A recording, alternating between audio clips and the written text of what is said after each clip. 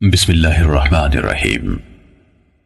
صحیح مسلم مقدمۃ الکتاب، حدیث نمبر 0۔ شروع سب سے زیادہ رحم کرنے والے، ہمیشہ مہربانی کرنے والے اللہ کے نام سے۔ تمام تر حمد و ثنا سارے جہانوں کے پالنے والے اللہ کے لیے اور بہترین جزا تقوی اختیار کرنے والوں کے لیے ہے۔ اللہ خاتم النبیین محمد صلی اللہ علیہ وآلہ وسلم پر اپنی رحمت نازل فرمائے اور تمام نبیوں اور رسولوں پر بھی۔ اس کے بعد اللہ آپ پر رحم فرمائے۔ بلا شبہ آپ نے اپنے پیدا کرنے والے کی توفیق سے یہ ذکر کیا ہے کہ آپ دین کے طریقوں اور احکام کے بارے میں رسول اللہ صلی اللہ علیہ وآلہ وسلم سے امت تک پہنچنے والی تمام احادیث کو ان کی منقولہ اسناد سمیت جاننا چاہتے ہیں، اور ان احادیث کو بھی جو ثواب اور عذاب، رغبت دلانے اور ڈرانے اور ان جیسی دوسری چیزوں کے بارے میں ہیں، اور اہل علم نے ایک دوسرے سے لیں اور پہنچائیں۔ اللہ آپ کی رہنمائی فرمائے۔ آپ چاہتے ہیں کہ یہ تمام احادیث شمار کر کے مجموعی کی شکل میں آپ کی دسترس میں لائی جائیں۔ آپ نے مجھ سے یہ مطالبہ کیا ہے کہ میں ان احادیث کو زیادہ تکرار کے بغیر آپ کے لیے ایک تعریف کی شکل میں ملخص کر دوں، کیونکہ آپ سمجھتے ہیں کہ یہ تکرار ان احادیث کو اچھی طرح سمجھنے اور ان سے استنباط کرنے میں آپ کے لیے رکاوٹ کا باعث بنے گا، جو کہ آپ کا اصل مقصد ہے۔ اللہ آپ کو عزت دے۔ آپ نے جس چیز کا مجھ سے مطالبہ کیا ہے، جب میں نے اس کے اور اس سے حاصل ہونے والے ثمرات کے بارے میں غور و فکر کی طرف رجوع کیا تو مجھے یقین ہو گیا کہ انشاءاللہ اس کے نتائج قابل تعریف اور فوائد یقینی ہوں گے۔ اور جب آپ نے مجھ سے اس کام کی زحمت اٹھانے کا مطالبہ کیا تو مجھے یقین ہو گیا کہ اگر مجھے اس کی توفیق ملے اور اللہ کی طرف سے اس کے مکمل ہونے کا فیصلہ ہوا تو پہلا شخص جسے دوسرے لوگوں سے قبل اس سے خاص طور پر فائدہ ہوگا وہ میں خود ہوں گا۔ اس کی وجوہات اتنی زیادہ ہیں کہ ان کا ذکر طوالت کا باعث ہوگا۔ البتہ اس کا خلاصہ یہ ہے کہ ان خصوصیات کے حامل کم احادیث کو محفوظ رکھنا اور ان میں اچھی طرح مہارت حاصل کرنا انسان کے لیے کثیر احادیث کو سنبھالنے کی نسبت زیادہ آسان ہے، خصوصاً عوام میں سے ایک ایسے شخص کے لیے جو اس وقت تک ان میں سے صحیح اور ضعیف کے بارے میں بھی امتیاز نہیں کر سکتا جب تک کوئی دوسرا اسے اس فرق سے آگاہ نہ کرے۔ جب معاملہ اسی طرح ہے جیسے ہم نے بیان کیا تو کم تعداد میں صحیح احادیث چن لینا کثیر تعداد میں ضعیف احادیث کو جمع کرنے سے کہیں بہتر ہے۔ یہ بات اپنی جگہ درست ہے کہ بہت سی احادیث کو اکٹھا کرنے اور مکرر احادیث کو جمع کرنے کے بھی کچھ فوائد ہیں، خصوصاً ان لوگوں کے لیے جنہیں اس علم میں کسی قدر شعور اور اسباب و علت کی معرفت سے نوازا گیا ہے۔ اللہ کی مشیت سے ایسا انسان ان خصوصیات کی وجہ سے جو اسے عطا کی گئی ہیں کثیر احادیث کے مجموعے سے فائدہ حاصل کر سکتا ہے، لیکن جہاں تک عوام الناس کا تعلق ہے جو شعور و معرفت رکھنے والے خواص سے مختلف ہیں، وہ کم احادیث کی معرفت سے بھی عاجز ہیں، تو ان کے لیے کثیر احادیث کے حصول میں کوئی فائدہ نہیں۔ پھر آپ نے جس کتاب کا مطالبہ کیا، ہم انشاءاللہ اس التزام کے ساتھ اس کی تخریج مختلف پہلوؤں سے اس کی وضاحت اور تالیف کا آغاز کرتے ہیں، جس کا میں آپ کے سامنے ذکر کرنے لگا ہوں، اور وہ یہ ہے کہ ہم ان تمام احادیث کو لیں گے جو سنداً نبی اکرم صلی اللہ علیہ وآلہ وسلم سے بیان کی گئی، اور تکرار کے بغیر انہیں 3 اقسام اور بیان کرنے والے لوگوں کے 3 طبقوں کے مطابق تقسیم کریں گے، الا یہ کہ کوئی ایسا مقام آ جائے جہاں کسی حدیث کو دوبارہ ذکر کیے بغیر چارہ نہ ہو، مثلا اس میں کوئی معنی زیادہ ہو یا کوئی سند ایسی ہو جو کسی علت یا سبب کی بنا پر دوسری سند کے پہلو بپہلو آئی ہو، کیونکہ حدیث میں ایک زائد معنی جس کی ضرورت ہو ایک مکمل حدیث کے قائم مقام ہوتا ہے۔ اس لیے ایسی حدیث کو جس میں ہمارا بیان کردہ کوئی معنوی اضافہ پایا جاتا ہے دوبارہ لائے بغیر چارہ نہیں، یا جب ممکن ہوا تو ہم اس معنی کو اختصار کے ساتھ پوری حدیث سے الگ کر کے بیان کر دیں گے، لیکن بسا اوقات اسے پوری حدیث سے الگ کرنا مشکل ہوتا ہے، اور جب اس کی گنجائش نہ ہو تو اسے اصل شکل میں دوبارہ بیان کرنا زیادہ محفوظ ہوتا ہے۔ البتہ جہاں ہمارے لیے اسے مکمل طور پر دہرانے سے بچنا ممکن ہوگا اور کامل شکل میں ہمیں اس کی ضرورت نہ ہوگی تو ہم انشاءاللہ اس سے اجتناب کریں گے۔ جہاں تک پہلی قسم کا تعلق ہے اس میں ہم یہ کوشش کریں گے کہ انہی احادیث کو ترجیح دیں جو دوسری احادیث کی نسبت فنی خامیوں سے زیادہ محفوظ اور زیادہ پاک ہوں، یعنی ان کے ناقلین یعنی راوی نقل حدیث میں صحت اور ثقاہت رکھنے والے ہوں، ان کی روایت میں شدید اختلاف پایا جائے، نہ الفاظ و معنی کو بہت برے طریقے سے غلط ملت کیا گیا ہو جس طرح کے بہت سے حدیث بیان کرنے والوں میں پایا گیا ہے، اور ان کی روایت میں یہ چیز واضح ہو چکی ہے۔ جب ہم اس قسم کے ثقہ لوگوں سے مرویات کا احاطہ کر لیں گے تو بعد ازیں ایسی روایات لائیں گے جن کی سندوں میں کوئی ایسے راوی موجود ہوں گے جو طبقہ اولا جیسے راویوں کے حفظ و اتقان سے متصف نہیں، لیکن وہ بھی انہی میں سے ہیں، چاہے ان صفات میں ان سے ذرا کم ہے جن کو ان سے مقدم رکھا گیا ہے، لیکن عفت، صدق اور علم سے شغف رکھنے جیسی صفات ان میں عام ہوں، جس طرح عطا بن صائب، یزید بن ابی زیاد، لیث بن ابی سلیم اور ان کی طرح کے دیگر حاملین آثار اور ناقلین اخبار ہیں۔ یہ حضرات اگرچہ اہل علم کے ہاں علم اور عفت جیسی صفات میں معروف ہیں، لیکن ان کے ہم عصر لوگوں میں سے بعض دیگر حضرات ایسے ہیں جو اتقان اور روایت کی صحت کے معاملے میں اپنے مقام اور مرتبے کے اعتبار سے ان سے افضل ہیں۔ اس کی وجہ یہ ہے کہ اہل علم کے ہاں یہ حفظ و اتقان ایک بہت اونچا مرتبہ اور ایک اعلیٰ ترین صفت ہے۔ آپ دیکھتے نہیں کہ ان تینوں حضرات یعنی عطا، یزید اور لیث جن کا ہم نے ابھی نام لیا، ان کا موازنہ حدیث کے حفظ و اتقان میں منصور بن معتمر، سلیمان اعمش اور اسماعیل بن ابی خالد سے کریں تو انہیں آپ ان حضرات سے خاصے فاصلے پر پائیں گے، یہ ان کے قریب بھی نہیں آ پاتے۔ ماہرین علم حدیث کو اس بارے میں کوئی شک نہیں کہ منصور، اعمش اور اسماعیل کے ہاں حفظ کی صحت اور حدیث بیان کرنے میں مہارت کی جو صفات فراواں اہل علم کو نظر آتی ہیں، ان کے نزدیک وہ عطا، یزید اور لیث کے ہاں اس طرح معروف نہیں۔ اگر آپ دیگر ہمسروں کے درمیان موازنہ کریں تو بھی یہی ماجرا سامنے آتا ہے۔ مثلا آپ ابن عون اور ایوب سختیانی کا موازنہ عوف بن ابی جمیلہ اور اشعث حمرانی سے کریں، یہ دونوں بھی اسی طرح حسن بصری اور ابن سیرین کے شاگرد ہیں جس طرح ابن عون اور ایوب ان کے شاگرد ہیں، لیکن ان دونوں اور ان دونوں کے درمیان کمال فضل اور صحت نقل کے اعتبار سے بہت بڑا فاصلہ پایا جاتا ہے۔ عوف اور اشعث بھی اگرچہ اہل علم کے ہاں صدق و امانت سے ہٹے ہوئے نہیں مانے جاتے، لیکن جہاں تک مرتبے کا تعلق ہے تو اہل علم کے ہاں حقیقت وہی ہے جو ہم نے بیان کی۔ ہم نے نام ذکر کر کے مثال اس لیے دی ہے تاکہ اس شخص کے لیے جو اہل علم کے ہاں حاملین حدیث کے درجے کے طریقے سے ناواقف ہے، یہ مثال ایسا واضح نشان ثابت ہو جس کے ذریعے سے وہ مکمل واقفیت حاصل کر لے اور اونچا درجہ رکھنے والے کو اس کے مرتبے سے گھٹائے اور نہ کم درجے والے کو اس کے مرتبے سے بڑھائے، ہر ایک کو اس کا حق دے اور اس کے مرتبے پر رکھے۔ حضرت عائشہ صدیقہ رضی اللہ تعالیٰ عنہ سے روایت بیان کی گئی، انہوں نے کہا ہمیں رسول اللہ صلی اللہ علیہ وآلہ وسلم نے حکم دیا تھا کہ ہم لوگوں کو ان کے مرتبوں پر رکھیں۔ اس کے ساتھ ہی اللہ کا حکم جو قرآن نے بیان فرمایا، ہر علم والے سے اوپر ایک علم رکھنے والا ہے۔ ہم احادیث رسول صلی اللہ علیہ وآلہ وسلم کو اپنی ذکر کردہ صورتوں کے مطابق تالیف کریں گے۔ جو احادیث ان لوگوں سے مروی ہیں جو تمام ماہرین علم حدیث یا ان میں سے اکثر کے نزدیک متہم ہیں، ہم ان کی روایت سے کوئی سروکار نہ رکھیں گے، جیسے عبداللہ بن مسور، ابو جعفر مدائنی، عمر بن خالد، عبد القدوس شامی، محمد بن سعید مسلوب، غیاث بن ابراہیم، سلیمان بن عمرو نخعی اور ان جیسے دیگر لوگوں کی مرویات سے بھی جن پر وضع احادیث اور روایات سازی کے الزامات ہیں۔ اسی طرح وہ لوگ جن کی مرویات کی غالب تعداد منکر اور غلط احادیث پر مشتمل ہے، ہم ان کی احادیث سے بھی احتراز کریں گے۔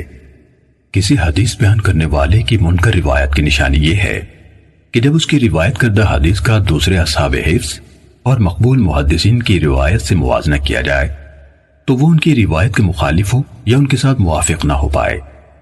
جب کسی کی اکثر مرویات اس طرح کی ہوں تو وہ متروک الحدیث ہوتا ہے، اس کی روایت غیر مقبول ہوتی ہیں، یعنی اجتہاد و استنباط کے لیے استعمال نہیں ہوتی۔ اس قسم کے راویان حدیث میں عبداللہ بن محرر، یحییٰ بن ابی انیسہ، جراح بن منہال ابو عطوف، عباد بن کثیر، حسین بن عبداللہ بن زبیرہ، عمر بن صہبان اور اس طرح کے دیگر منکر روایت بیان کرنے والے لوگ شامل ہیں۔ ہم ان کی روایت کا رخ نہیں کرتے، نہ ان روایات سے کوئی سروکار ہی رکھتے ہیں، کیونکہ حدیث میں متفرد راوی کی روایت قبول کرنے کے متعلق اہل علم کا معروف مذہب اور ان کا فیصلہ یہ ہے کہ اگر وہ راوی عام طور پر اہل علم و حفظ ثقات کی موافقت کرتا ہے اور اس نے گہرائی میں جا کر ان کی موافقت کی ہے، تو ایسی صورت میں اگر وہ متفرد کوئی ایسا اضافہ بیان کرتا ہے جو اس کے دوسرے ہم مکتبوں کے ہاں نہیں ہے، تو اس کا یہ اضافہ محدثین کے ہاں قبول کیا جائے گا۔ لیکن جس حدیث بیان کرنے والے کو آپ دیکھیں کہ وہ امام زہری جیسے جلیل القدر محدث سے روایت بیان کرتا ہے، جن کے کثیر تعداد میں ایسے شاگرد ہیں جو حفاظ حدیث ہیں، ان کی اور دوسرے محدثین کی روایت کے ماہر ہیں، یا وہ ہشام بن عروہ جیسے امام التابعین سے روایت کرتا ہے، ان دونوں کی احادیث تو اہل علم کے ہاں خوب پھیلی ہوئی ہیں، وہ سب ان کی روایت میں ایک دوسرے کے ساتھ اشتراک رکھتے ہیں، اور ان دونوں کی اکثر احادیث میں ان کے شاگرد ایک دوسرے سے متفق ہیں، اور یہ شخص ان دونوں یا ان میں سے کسی ایک سے متعدد ایسی حدیث روایت کرے جن میں ان کے شاگردوں میں سے اس کے ساتھ کوئی اور شریک نہیں، تو اس جیسے لوگوں سے اس قسم کی کوئی حدیث قبول کرنا جائز نہیں۔ اللہ ہی زیادہ جاننے والا ہے۔ ہم نے حدیث اور اصحاب حدیث یعنی محدثین کے طریقہ کار کا کچھ حصہ ہر اس شخص کی توجہ کے لیے جو ان کے راستے پر چلنا چاہتا ہے اور جسے اس کی توفیق نصیب ہوتی ہے تفصیل سے بیان کر دیا ہے۔ انشاءاللہ ہم اس طریقہ کار کی مزید شرح اور وضاحت کتاب کے ان مقامات پر کریں گے جہاں معلول حدیث یعنی جن میں کوئی خفیہ علت پائی جاتی ہے کا ذکر ہوگا، یعنی جب ہم وہاں پہنچیں گے جہاں اس موضوع کی شرح اور وضاحت کا مناسب موقع ہوگا انشاءاللہ تعالی۔ اس وضاحت کے بعد اللہ آپ پر رحم فرمائے۔ ہم یہ کہنا چاہتے ہیں کہ اگر ہم نے اپنے آپ کو محدث کے منصب پر فائز کرنے والے بہت سے لوگوں کی ضعیف احادیث اور منکر روایات کے بیان کو ترک کرنے جیسے معاملات میں جن کا التزام ان کے لیے لازم تھا غلط کاروائیاں نہ دیکھی ہوتی، اور اگر انہوں نے صحیح روایات کے بیان پر اکتفا کو ترک نہ کیا ہوتا جنہیں ان ثقہ راویوں نے بیان کیا جو صدق و امانت میں معروف ہے، وہ بھی ان کے اس اعتراف کے بعد کہ جو کچھ وہ سیدھے سادے کم عقل لوگوں کے سامنے بے پرواہی سے بیان کیے جا رہے ہیں اس کا اکثر حصہ غیر مقبول ہے، ان لوگوں سے نقل کیا گیا ہے جن سے لینے پر اہل علم راضی نہیں اور جن سے روایت کرنے کو بڑے بڑے ائمہ حدیث مثلا مالک بن انس، شعبہ بن حجاج، سفیان بن عیینہ، یحییٰ بن سعید قطان، عبد الرحمن بن مہدی وغیرہم قابل مذمت سمجھتے ہیں۔ اگر ہم نے یہ سب نہ دیکھا ہوتا تو آپ نے صحیح و ضعیف میں امتیاز اور صرف صحیح کے حصول کے حوالے سے جو مطالبہ کیا ہے اسے قبول کرنا آسان نہ ہوتا، لیکن جس طرح ہم نے آپ کو قوم کی طرف سے کمزور اور مجہول سندوں سے بیان کی گئی منکر حدیثوں کو بیان کرنے اور انہیں ایسے عوام میں جو ان حدیث کے عیوب سے ناواقف ہیں پھیلانے کے بارے میں بتایا، تو صرف اسی بنا پر ہمارے دل کے لیے آپ کے مطالبے کو تسلیم کرنا آسان ہوا۔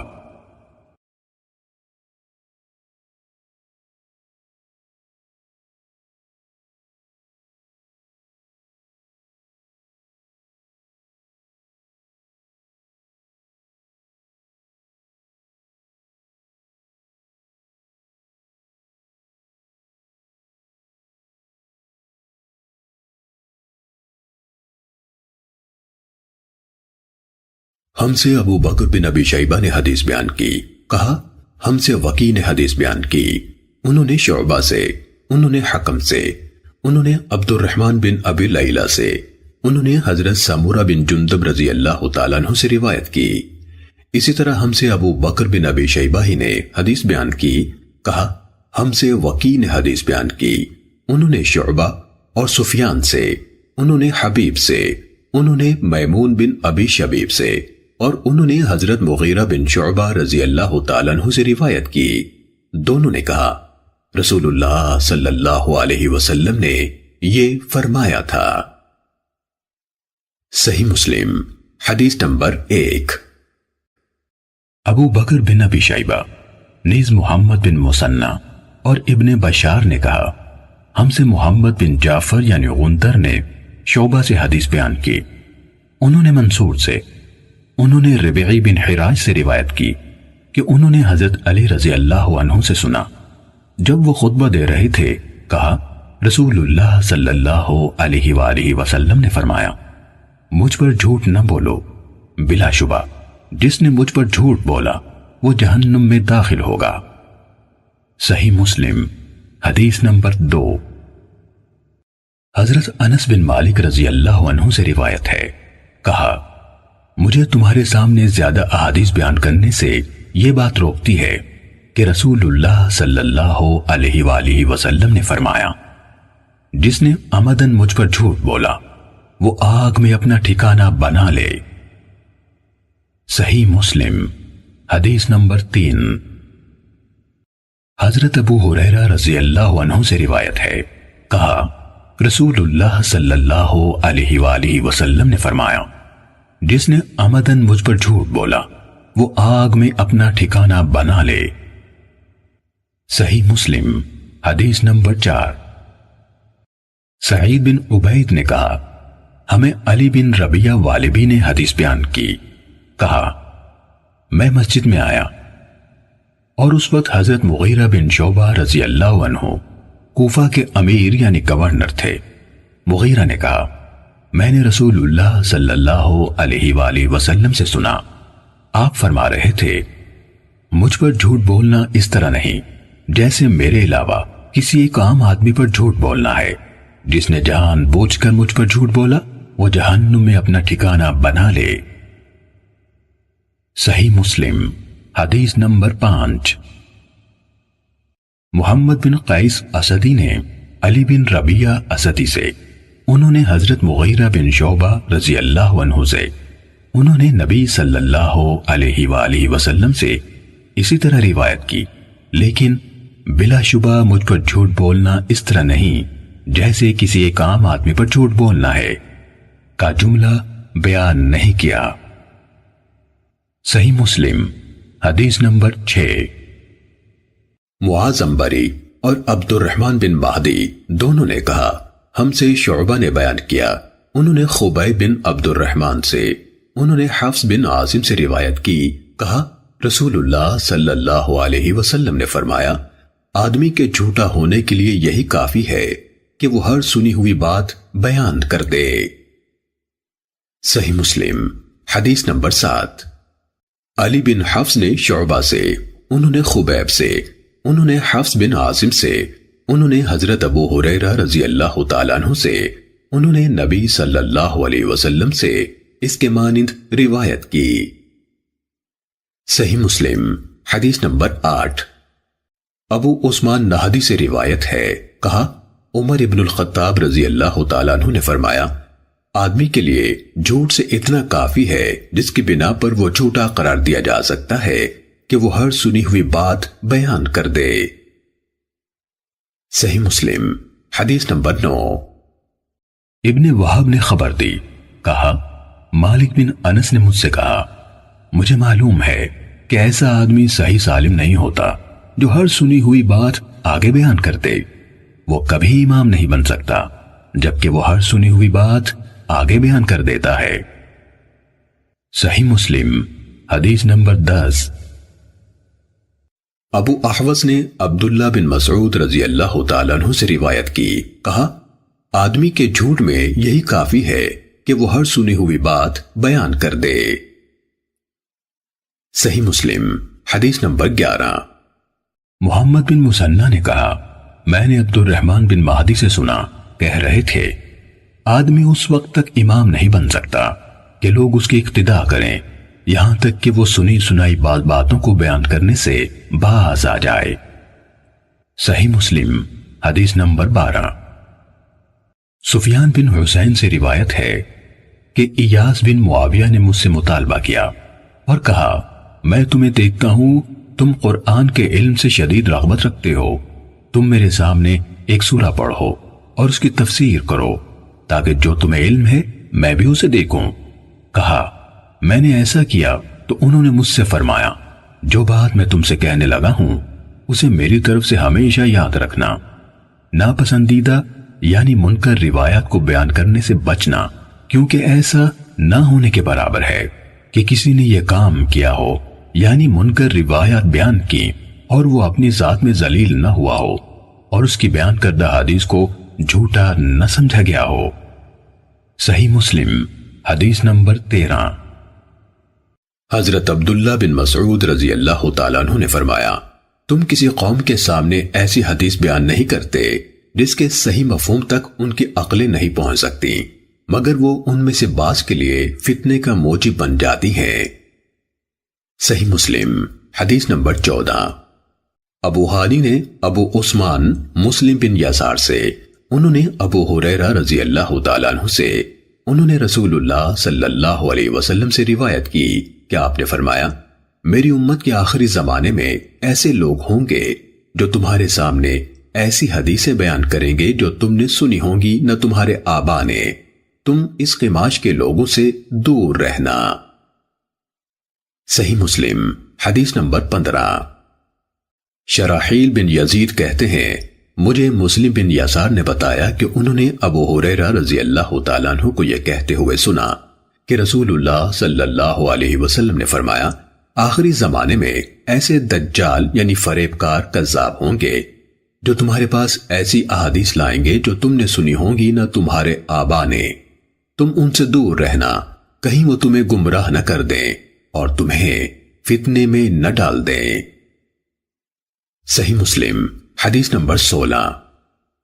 عامر بن عبدہ سے روایت ہے، کہا حضرت عبداللہ بن مسعود رضی اللہ تعالیٰ عنہ نے فرمایا بلا شبہ شیطان کسی آدمی کی شکل اختیار کرتا ہے، پھر لوگوں کے پاس آتا ہے اور انہیں جھوٹ پر مبنی کوئی حدیث سناتا ہے، پھر وہ بکھر جاتے ہیں۔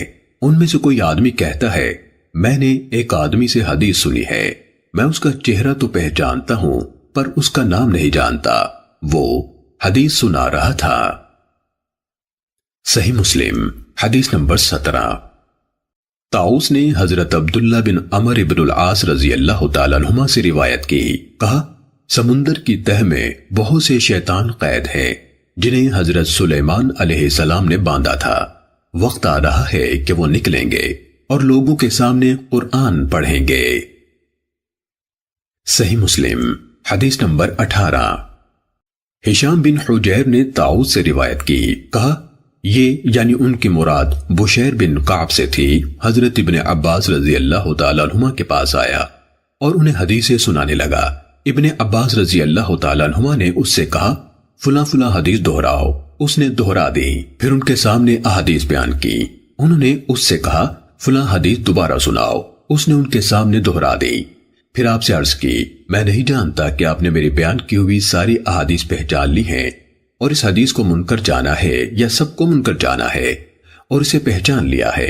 حضرت ابن عباس رضی اللہ تعالیٰ عنہما نے اس سے کہا جب آپ صلی اللہ علیہ وسلم پر جھوٹ نہیں بولا جاتا تھا ہم رسول اللہ صلی اللہ علیہ وسلم سے احادیث بیان کرتے تھے، پھر جب لوگ ہر مشکل اور آسان سواری پر سوار ہونے لگے یعنی بلا تمیز صحیح و ضعیف روایت بیان کرنے لگے تو ہم نے براہ راست آپ صلی اللہ علیہ وسلم سے حدیث بیان کرنا ترک کر دیا۔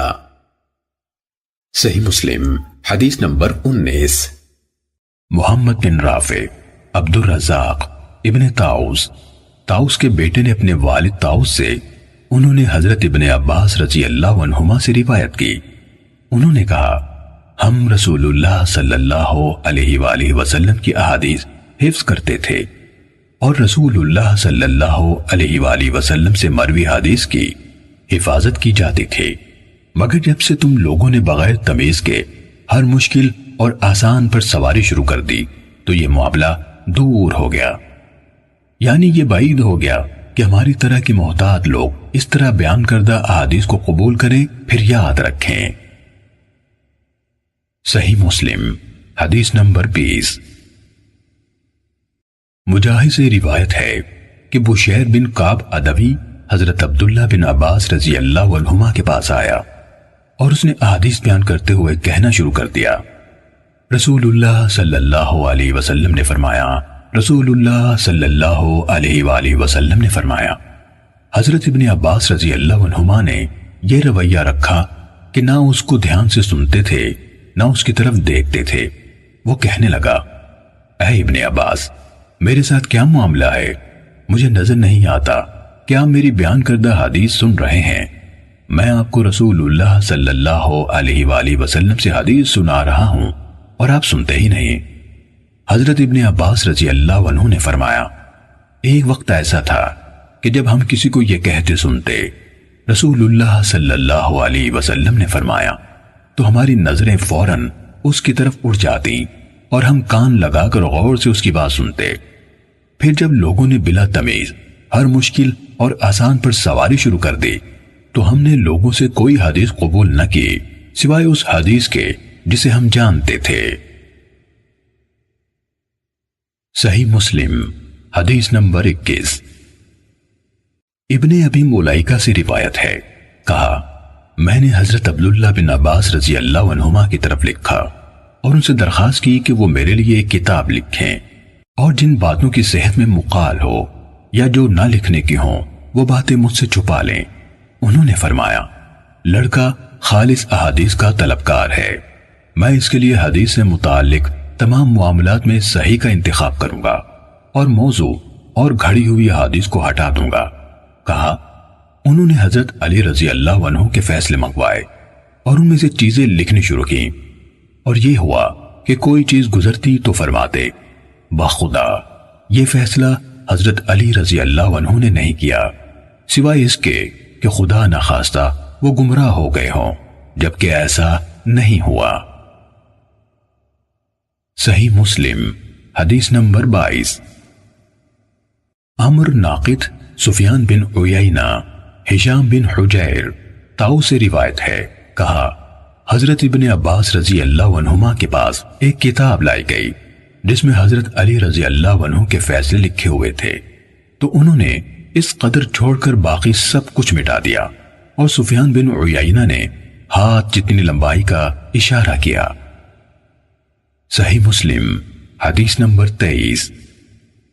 حسن بن علی حلوانی، یحییٰ بن آدم، ابن ادریس، اعمش، ابو اسحاق سے روایت ہے، کہا، جب بظاہر حضرت علی رضی اللہ عنہ کا نام لینے والے لوگوں نے حضرت علی رضی اللہ عنہ کے بعد ان کے نام پر یہ چیزیں ایجاد کر لی تو ان کے ساتھیوں میں سے ایک شخص نے کہا، اللہ ان لوگوں کو قتل کرے، انہوں نے کیسا عظیم الشان علم بگاڑ دیا۔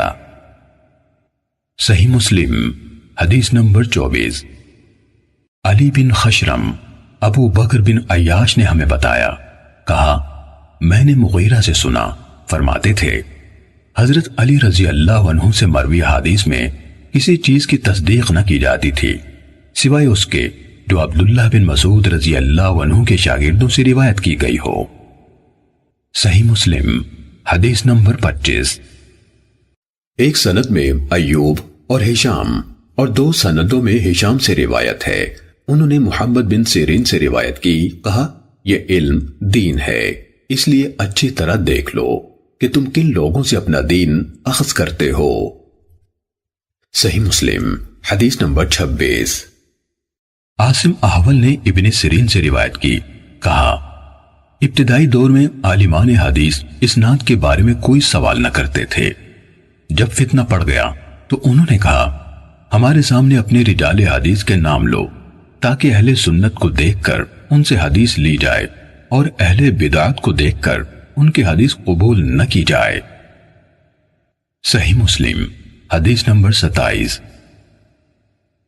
اوزاعی نے سلیمان بن موسیٰ سے روایت کی، انہوں نے کہا، میں طاؤس رحمہ اللہ سے ملا اور ان سے کہا، مجھے فلاں شخص نے اس طرح حدیث سنائی۔ انہوں نے کہا، اگر تمہارے صاحب یعنی استاد پوری طرح قابل اعتماد ہیں تو ان سے اخذ کر لو۔ صحیح مسلم حدیث نمبر 28۔ سعید بن عبدالعزیز نے سلیمان بن موسیٰ سے روایت کی، انہوں نے کہا، میں نے طاؤس رحمہ اللہ سے عرض کی، فلاں نے ان الفاظ سے مجھے حدیث سنائی۔ انہوں نے کہا، اگر تمہارے صاحب ثقاحت میں بھرپور ہیں تو ان سے اخذ کر لو۔ صحیح مسلم حدیث نمبر 29۔ عبد الرحمن بن ابی زناد نے اپنے والد سے روایت کی، کہا میں مدینے میں 100 اہل علم سے ملا جو دین میں تو محفوظ و معمون تھے، لیکن ان سے حدیث اخذ نہیں کی جاتی تھی۔ کہا جاتا تھا یہ اس علم کے اہل نہیں۔ صحیح مسلم حدیث نمبر 30۔ مسعر سے روایت ہے، کہا میں نے سعد بن ابراہیم بن عبد الرحمن بن عوف سے سنا، کہہ رہے تھے ثقہ راویوں کے علاوہ اور کوئی شخص رسول اللہ صلی اللہ علیہ وآلہ وسلم سے حدیث بیان نہ کرے۔ صحیح مسلم حدیث نمبر 31۔ محمد بن عبداللہ بن قہزاز نے جو مرو کے باشندوں میں سے ہیں کہا میں نے عبدان بن عثمان سے سنا، کہہ رہے تھے میں نے عبداللہ بن مبارک رضی اللہ عنہ کو یہ کہتے ہوئے سنا، اسناد یعنی سلسلہ سند سے حدیث روایت کرنا دین میں سے ہے، اگر اسناد نہ ہوتا تو جو کوئی جو کچھ چاہتا کہہ دیتا۔ امام مسلم رحمہ اللہ نے کہا اور محمد بن عبداللہ نے کہا مجھے عباس بن ابی رزمہ نے حدیث سنائی، کہا میں نے عبداللہ بن مبارک کو یہ کہتے ہوئے سنا ہمارے اور لوگوں کے درمیان فیصلہ کن چیز بیان کی جانے والی خبروں کے پاؤں یعنی سندیں ہیں جن پر روایات اس طرح کھڑی ہوتی ہیں جس طرح جاندار اپنے پاؤں پر کھڑے ہوتے ہیں۔ محمد بن عبداللہ بن قہزاز نے کہا میں نے ابو اسحاق ابراہیم بن عیسیٰ طالقانی سے سنا، کہا میں نے عبداللہ بن مبارک سے کہا ابو عبد الرحمن وہ حدیث کیسی ہے جو ان الفاظ میں آئی ہے، نیکی کے بعد دوسری نیکی یہ ہے کہ تم اپنی نماز کے ساتھ اپنے والدین کے لیے نماز پڑھو اور اپنے روزوں کے ساتھ اپنے والدین کے لیے روزے رکھو۔ کہا عبداللہ بن مبارک نے کہا یہ کس کی سند سے ہے؟ کہا میں نے عرض کی یہ شہاب بن خراش کی بیان کردہ حدیث ہے۔ انہوں نے کہا ثقہ ہے۔ پھر کس سے؟ کہا میں نے عرض کی حجاج بن دینار سے۔ کہا ثقہ ہے۔ پھر کس سے؟ کہا میں نے عرض کی رسول اللہ صلی اللہ علیہ وآلہ وسلم نے فرمایا۔ کہنے لگے ابو اسحاق حجاج بن دینار اور رسول اللہ صلی اللہ علیہ وسلم کے درمیان کٹھن مسافتیں ہیں جن کو عبور کرتے ہوئے اونٹنیوں کی گردنیں کٹ کر گر جاتی ہیں، لیکن صدقہ میت کے لیے فائدہ مند ہے، اس کے بارے میں کوئی اختلاف نہیں۔ محمد نے کہا میں نے علی بن شقیق سے سنا، کہہ رہے تھے میں نے عبداللہ بن مبارک کو سب کے سامنے یہ کہتے سنا عمر بن ثابت کی روایت کی ہوئی حدیث ترک کر دو کیونکہ وہ سلف صالحین کو گالیاں دیا کرتا تھا۔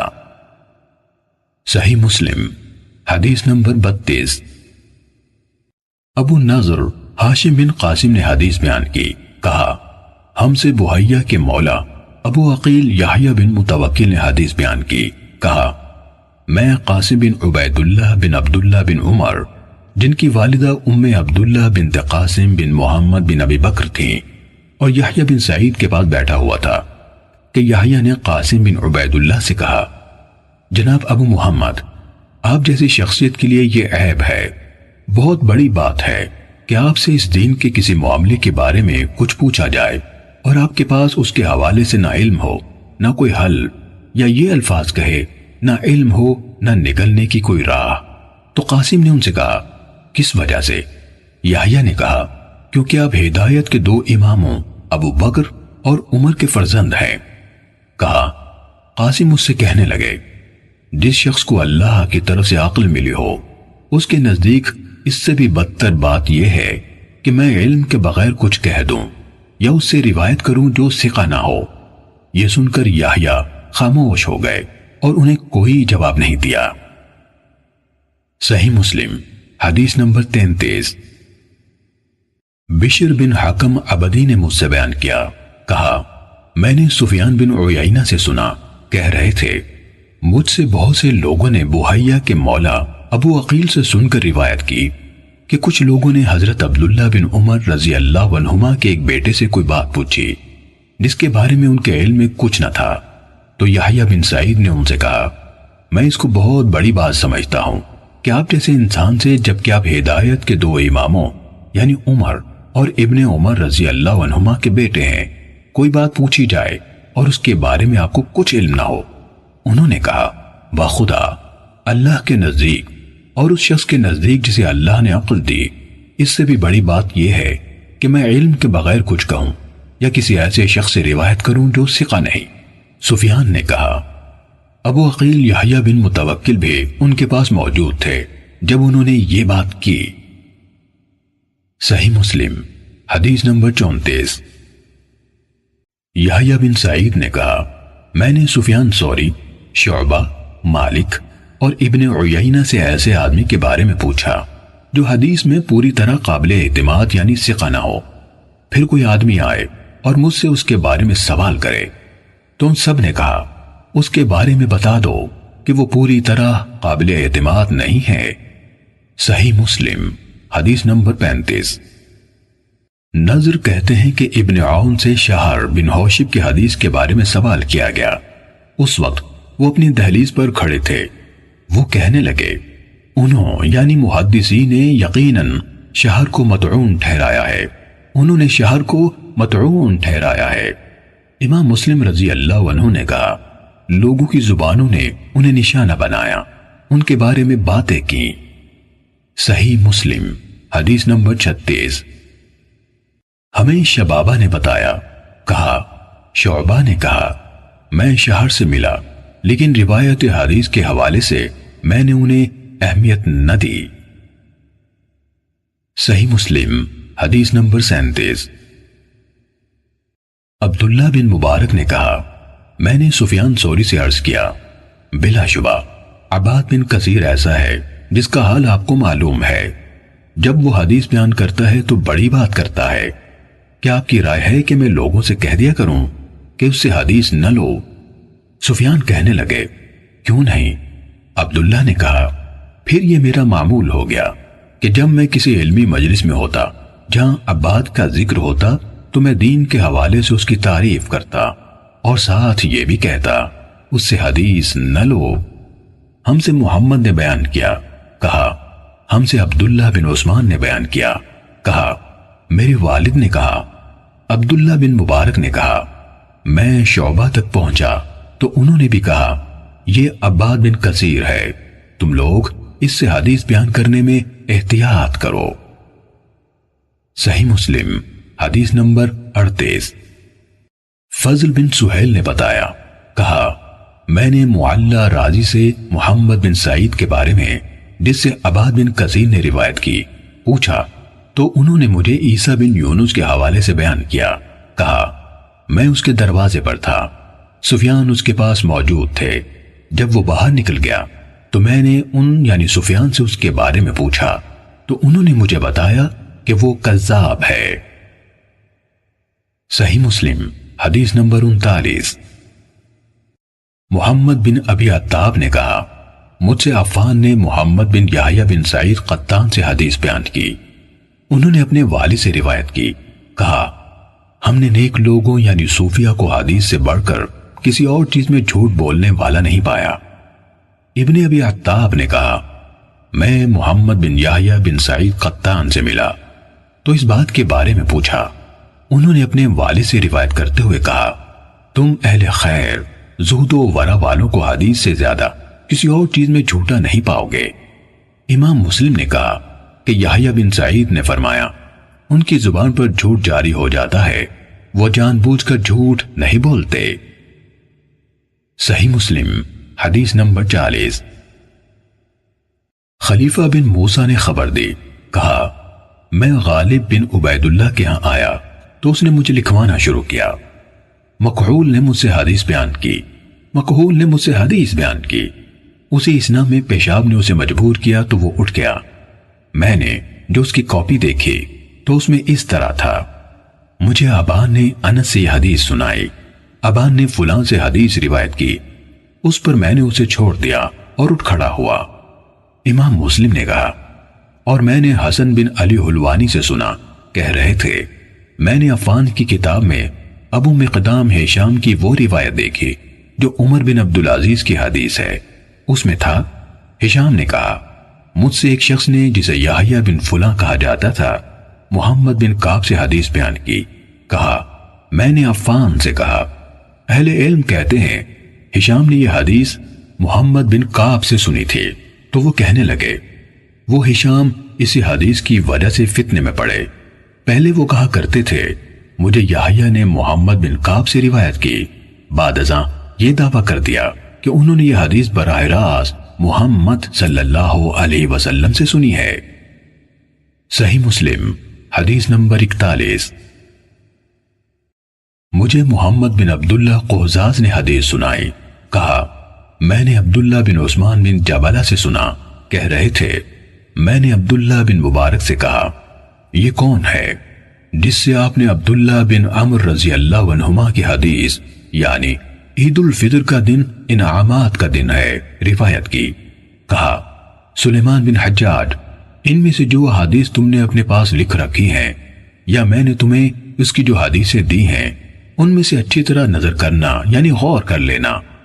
ابن قہزاز نے کہا میں نے وہب بن زمان سے سنا. وہ سفیان بن عبد المالک سے روایت کر رہے تھے. کہا عبداللہ یعنی ابن مبارک نے کہا میں نے ایک درہم کے برابر خون والی حدیث کے راوی روح بن غدیف کو دیکھا ہے.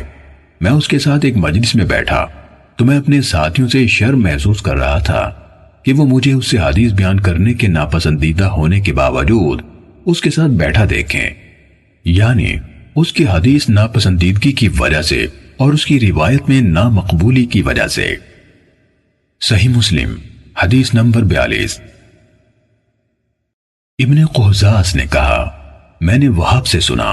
انہوں نے سفیان سے اور انہوں نے عبداللہ بن مبارک سے روایت کی. کہا بقیہ زبان کے سچے ہیں لیکن وہ ہر آنے جانے والے علم حدیث میں مہارت رکھنے والے اور نہ رکھنے والے ہر شخص سے حدیث لے لیتے ہیں. صحیح مسلم حدیث نمبر 43. قتیبہ بن سعید نے جریر سے انہوں نے مغیرہ سے انہوں نے شعبی سے روایت کی. کہا مجھے حارث اعور حمدانی نے حدیث سنائی اور وہ کذاب تھا. صحیح مسلم حدیث نمبر 44. ابو عامر عبداللہ بن برات اشعری ابو اسامہ مفضل بن مغیرہ سے روایت کی. کہا میں نے شعبی کو کہتے ہوئے سنا مجھ سے حارث اعور نے روایت بیان کی اور یہ کہ وہ گواہی دیتے ہیں کہ وہ یعنی حارث جھوٹوں میں سے ایک تھا. صحیح مسلم حدیث نمبر 45. قتیبہ بن سعید سے جریر سے مغیرہ نے انہوں نے ابراہیم سے روایت کی.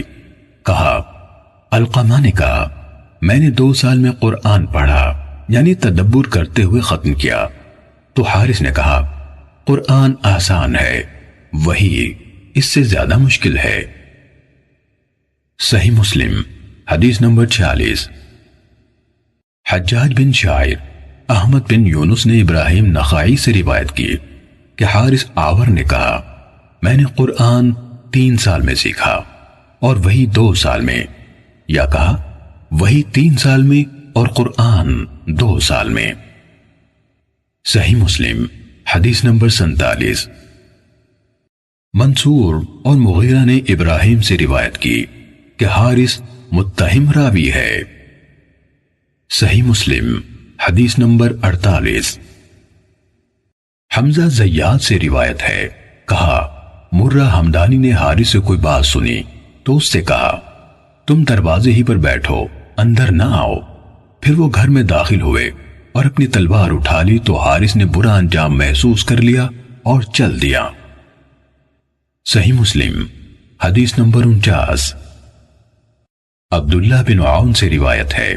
کہا ابراہیم نخعی نے ہم سے کہا تم لوگ مغیرہ بن سعید اور ابو عبد الرحیم سے بچ کر رہو وہ کذاب ہیں. صحیح مسلم حدیث نمبر 50. ہمیں عاصم نے حدیث بیان کی. کہا ہم بالکل نو عمر لڑکے تھے جو ابو عبد الرحمن سلمی کے پاس حاضر ہوتے تھے. وہ ہم سے کہا کرتے تھے ابو احوص کے سوا دوسرے قصہ گوؤں یعنی واعظوں کی مجالس میں مت بیٹھو اور شقیق سے بچ کر رہو. شقیق خوارج کا نقطہ نظر رکھتا تھا. یہ ابو وائل نہیں بلکہ شقیق زبی ہے۔ صحیح مسلم حدیث نمبر 51۔ جریر کہتے ہیں میں جابر بن یزید جعفی سے ملا تو میں نے اسے حدیث نہ لکھی، وہ رجعت پر ایمان رکھتا تھا۔ صحیح مسلم حدیث نمبر 52۔ مسعر نے کہا ہم سے جابر بن یزید جعفی نے ان بدعتوں سے پہلے جو اس نے گھڑی حدیث بیان کی۔ صحیح مسلم حدیث نمبر 53۔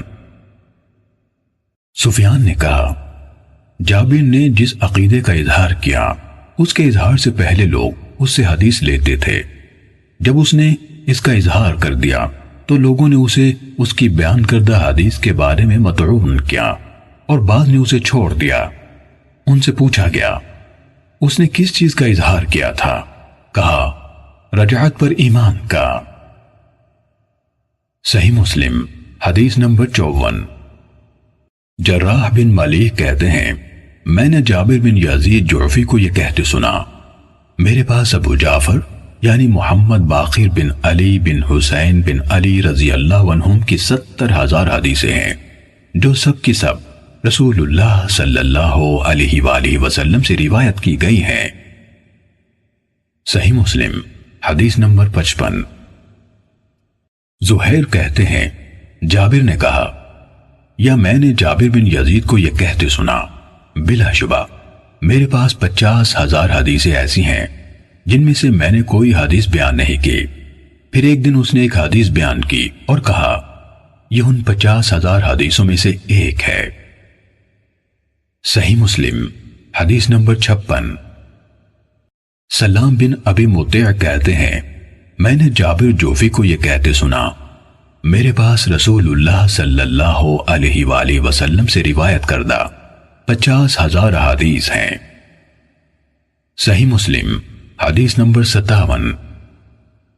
سفیان بن عیینہ نے کہا میں نے ایک آدمی سے سنا اس نے جابر سے ارشاد ربانی فلن ابرح الارض حتى يأذن لي ابی او يحكم اللہ لی وهو خیر الحاکمین، یعنی اب میں اس زمین سے ہرگز نہ ہلوں گا یہاں تک کہ میرا باپ مجھے اجازت دے یا اللہ میرے لیے فیصلہ کر دے، اور وہ سب فیصلہ کرنے والوں سے بہتر ہے کے بارے میں سوال کیا تو جابر نے کہا اس کی تفسیر ابھی ظاہر نہیں ہوئی۔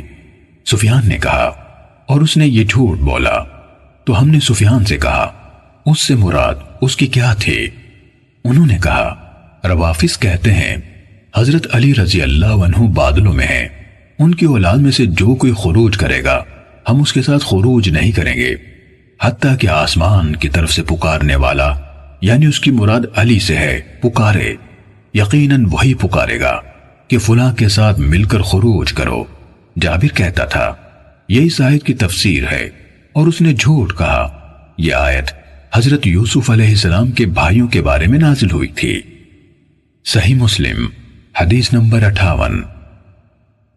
سفیان سے روایت ہے کہا میں نے جابر کو تقریباً 30,000 حدیث بیان کرتے ہوئے سنا ہے، میں ان میں سے ایک حدیث بیان کرنا بھی حلال نہیں سمجھتا چاہے اس کے بدلے میرے لیے اتنا اور اتنا ہو۔ امام مسلم نے کہا میں نے ابو غسان محمد بن عامر رازی سے سنا، کہا میں نے جریر بن عبد الحمید سے پوچھا، میں نے کہا یہ جو حارث بن حسیرہ ہے آپ اس سے ملے ہیں؟ کہا ہاں، لمبی خاموشی والا بوڑھا ہے، ایک بہت بڑی بات پر اصرار کرتا ہے۔ صحیح مسلم حدیث نمبر 59۔ عبد الرحمن بن مہدی نے حماد بن زید سے روایت کی، کہا ایوب نے ایک دن ایک شخص کا ذکر کیا اور کہا وہ کج زبان یعنی جھوٹا، تہمت تراش اور بد زبان تھا، اور دوسرے کا ذکر کیا تو کہا وہ رقم یعنی اشیاء پر لکھی ہوئی قیمت میں اضافہ کر دیتا تھا۔ صحیح مسلم حدیث نمبر 60۔ سلیمان بن حرب نے کہا ہمیں حماد بن زید نے بیان کیا، کہا ایوب نے کہا میرا ایک ہمسایہ ہے، پھر زہد و ورع میں اس کی فضیلت کا ذکر کیا، اگر وہ میرے سامنے 2 کھجوروں کے بارے میں گواہی دے تو میں اس میں بھی اس کی شہادت قابل قبول نہ سمجھوں گا۔ صحیح مسلم حدیث نمبر 61۔ معمر نے کہا میں نے ایوب کو کبھی کسی کی پیٹھ پیچھے اسے برا کہتے نہیں سنا سوائے عبد الکریم یعنی ابو امیہ کے۔ انہوں نے اس کا ذکر کیا تو کہا اللہ اس پر رحم کرے، غیر ثقہ ہے۔ اس نے مجھ سے اکریمہ سے روایت کی گئی ایک حدیث کے بارے میں سوال کیا، پھر لوگوں سے کہا میں نے اکریمہ سے سنا ہے۔ صحیح مسلم حدیث نمبر 62۔ عفان بن مسلم نے کہا حمام نے ہم سے بیان کیا، کہا ابو داؤد اعمہ ہمارے ہاں آیا اور یہ کہنا شروع کر دیا ہمیں برا رضی اللہ عنہ نے حدیث سنائی اور ہمیں زید بن ارقم رضی اللہ عنہ نے حدیث بیان کی۔ ہم نے یہ بات قتادہ کو بتائی، انہوں نے کہا اس نے جھوٹ بولا، اس نے ان سے نہیں سنا، وہ تو ایک منگتا تھا، انسانوں کی بے خونی کرنے والے طاعون کے دوران میں لوگوں کے سامنے ہاتھ پھیلاتا پھرتا تھا۔ صحیح مسلم حدیث نمبر 63۔ یزید بن ہارون نے کہا ہمیں حمام نے خبر دی کہ ابو داؤد اعمہ قتادہ کے ہاں آیا۔ جب وہ کھڑا ہوا اور چلا گیا تو لوگوں نے کہا اسے یہ الزام ہے کہ اس نے 18 بدری صحابہ سے ملاقات کی۔ اس پر قتادہ کہنے لگے طاعون کی وبا عام سے پہلے یہ ایک منگتا تھا، اس کا علم حدیث ایسی کسی چیز سے کوئی سروکار نہ تھا، وہ اس بارے میں بات تک نہ کرتا تھا۔ بخدا نہ حسن بصری نے کبھی کسی بدری سے بلا واسطہ حدیث ہمیں سنائی، نہ سعید بن مسیب نے ایک سعد بن مالک رضی اللہ عنہ کے سوا کسی اور بدری سے براہ راست سنی ہوئی کوئی حدیث سنائی۔ صحیح مسلم حدیث نمبر 64۔ جریر نے رقبہ بن مسقلہ بن عبداللہ عبدی کوفی رحمہ اللہ جو جلیل القدر تابعی ہیں ان سے روایت کی کہ ابو جعفر عبداللہ بن مسعود بن عون بن جعفر بن ابی طالب ہاشمی مدائنی حدیث گھڑا کرتا تھا، سچائی یا حکمت پر مبنی کلام پیش کرتا۔ وہ کلام رسول اللہ صلی اللہ علیہ وآلہ وسلم کے فرامین میں سے نہ ہوتا تھا، لیکن اسے وہ رسول اللہ صلی اللہ علیہ وسلم سے روایت کرتا تھا۔ صحیح مسلم حدیث نمبر 65۔ ابو داود طیالسی نے شعبہ سے انہوں نے یونس بن عبید سے روایت کرتے ہوئے بیان کیا، یونس نے کہا عمر بن عبید یعنی معروف معتزلی جو پہلے حضرت حسن بصری کی مجلس میں حاضر رہا کرتا تھا، حدیث کی روایت میں جھوٹ بولا کرتا تھا۔ صحیح مسلم حدیث نمبر 66۔ معاذ بن معاذ کہتے ہیں میں نے عوف بن ابی جمیلہ سے کہا عمر بن عبید نے حضرت حسن بصری سے روایت کرتے ہوئے یہ حدیث سنائی، جس نے ہم پر ہتھیار اٹھایا تو وہ ہم میں سے نہیں۔ انہوں نے کہا بخدا عمر نے اس حدیث کی روایت حسن بصری کی طرف منسوب کرنے میں جھوٹ بولا، لیکن وہ چاہتا ہے کہ اس صحیح حدیث کو اپنی جھوٹی بات سے ملا دے۔ صحیح مسلم حدیث نمبر 67۔ عبید اللہ بن عمر قواریری نے کہا ہم سے حماد بن زید نے بیان کیا، کہا ایک آدمی تھا، وہ ایوب سختیانی کی علمی مجلس میں حاضری کا التزام کرتا تھا اور اس نے ان سے حدیث کا سماع کیا تھا۔ ایوب نے اسے غیر حاضر پا کر اس کے بارے میں پوچھا تو لوگوں نے بتایا جناب ابو بکر یعنی ایوب کی کنیت، وہ عمر بن عبید سے منسلک ہو گیا ہے۔ حماد نے کہا ایک دن میں ایوب کے ساتھ تھا، ہم صبح سویرے بازار کی طرف گئے تو اس آدمی نے ایوب کا استقبال کیا۔ ایوب نے اسے سلام کہا اور حال احوال پوچھا، پھر ایوب کہنے لگے مجھے یہ بات پہنچی ہے کہ تم اس آدمی کے ساتھ منسلک ہو گئے ہو۔ حماد نے کہا انہوں نے اس کا یعنی عمر کا نام لیا۔ وہ کہنے لگا ہاں جناب ابو بکر، وہ غرائب یعنی ایسی باتیں جنہیں کوئی نہیں جانتا ہمارے سامنے لاتا ہے۔ کہا ایوب اس سے کہنے لگے ہم انہی عجیب و غریب باتوں سے بھاگتے ہیں یا ڈرتے ہیں کہ یہ جھوٹی اور من گھڑت ہوتی ہیں۔ صحیح مسلم حدیث نمبر 68۔ سلیمان بن حرب نے کہا ہم سے ابن زید یعنی حماد نے بیان کیا، کہا ایوب سے عرض کی گئی عمر بن عبید نے حضرت حسن بصری سے روایت بیان کی ہے کہ انہوں نے کہا جسے نبیذ یعنی شراب سے نشہ ہو جائے اسے کوڑے نہ مارے جائیں، تو انہوں نے یعنی ایوب سختیانی نے کہا اس نے جھوٹ بولا، میں نے خود حسن سے سنا وہ کہتے تھے جسے نبیذ سے نشہ ہو جائے اسے کوڑے مارے جائیں۔ صحیح مسلم حدیث نمبر 69۔ سلام بن ابی مطیع کہتے ہیں جناب ایوب سختیانی کو یہ خبر پہنچی کہ میں عمر بن عبید کے ہاں درس میں جاتا ہوں، تو ایک دن وہ میرے پاس آئے اور کہا تم نے غور کیا ایک ایسا آدمی آیا جس کے دین پر تمہیں اعتبار نہ ہو، تم اس کی حدیث پر کیسے اعتماد کرو گے؟ صحیح مسلم حدیث نمبر 70۔ سفیان نے بیان کیا، کہا میں نے ابو موسیٰ یعنی اسرائیل بن موسیٰ بصری نزیل ہند سے سنا، کہہ رہے تھے ہمیں عمر بن عبید نے بدعت کا شکار ہونے سے پہلے حدیث سنائی۔ صحیح مسلم حدیث نمبر 71۔ معاذ عنبری نے کہا میں نے واسط کے قاضی ابو شیبہ کے بارے میں دریافت کرنے کے لیے شعبہ کی طرف لکھا، تو انہوں نے جواب میں میری طرف لکھ بھیجا اس سے کوئی چیز روایت نہ کرو اور میرا خط پھاڑ دو۔ صحیح مسلم حدیث نمبر 72۔ عفان بن مسلم نے کہا میں نے حماد بن سلمہ کو صالح مری کے واسطے سے ایک حدیث سنائی جو اس نے ثابت سے روایت کی، تو انہوں نے یعنی حماد نے کہا اس نے جھوٹ بولا۔ اسی طرح میں نے حمام کو صالح مری سے ایک حدیث سنائی، تو انہوں نے بھی کہا اس نے جھوٹ بولا۔ صحیح مسلم حدیث نمبر 73۔ ابو داود نے بیان کیا، کہا شعبہ نے مجھ سے کہا جریر بن حازم کے پاس جاؤ اور اسے کہو تمہارے لیے حلال نہیں کہ تم حسن بن عمارہ سے حدیث روایت کرو کیونکہ وہ جھوٹ بولتا ہے۔ ابو داود نے کہا میں نے شعبہ سے عرض کی وہ کیسے؟ تو انہوں نے کہا اس نے ہمیں حکم سے روایت کردہ احادیث سنائی جن کی ہم نے اصل نہ پائی۔ کہا میں نے عرض کی کیا چیز روایت کی؟ کہا میں نے حکم سے کہا کیا رسول اللہ صلی اللہ علیہ وسلم نے شہدائے احد کی نماز جنازہ عطا فرمائی؟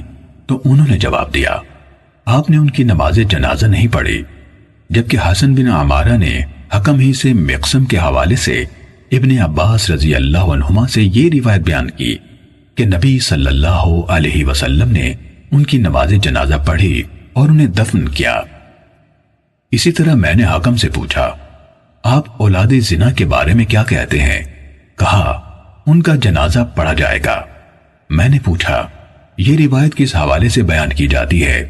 کہا حضرت حسن بصری سے، جبکہ حسن بن عمارہ نے کہا ہم سے حکم نے یحییٰ بن جزار کے حوالے سے یہ روایت حضرت علی رضی اللہ عنہ سے بیان کی۔